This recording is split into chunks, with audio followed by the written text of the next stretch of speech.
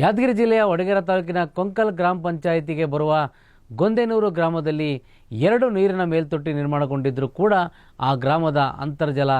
ಹೆಚ್ಚಿದ್ದರೂ ಕೂಡ ಗ್ರಾಮದಲ್ಲಿ ನೀರು ನಿರ್ವಹಣೆ ಮಾಡದೆ ಸಾಕಷ್ಟು ನೀರು ಪೋಲಾಗಿ ಚರಂಡಿ ರಸ್ತೆ ಇಲ್ಲದಂತೆ ತಗ್ಗು ಗುಂಡಿಗಳು ನೀರು ನಿಂತು ಸೊಳ್ಳೆ ಉತ್ಪನ್ನ ಕೇಂದ್ರಗಳಾಗಿ ಮಾರ್ಪಟ್ಟಿದೆ ಮತ್ತು ಶುದ್ಧ ಕುಡಿಯುವ ನೀರಿನ ಘಟಕ ಆರ್ಒ ಪ್ಲಾಂಟ್ 3 ತಿಂಗಳಿಂದ ಬಂದ್ ಆಗಿದ್ದು ಕೂಡ ಸಂಬಂಧಪಟ್ಟ ಅಧಿಕಾರಿಗಳು ಗಮನಕ್ಕೆ ತಂದರೂ ಯಾವುದೇ ಕ್ರಮ ಕೈಗೊಂಡಿಲ್ಲ ಅಂತ ಅಖಿಲ ಭಾರತೀಯ ಕೋಲಿ ಸಮಾಜದ ರಾಜ್ಯ ಸಂಘಟನಾ ಕಾರ್ಯದರ್ಶಿ ಹಾಗೂ ಸಾಮಾಜಿಕ ಹೋರಾಟಗಾರ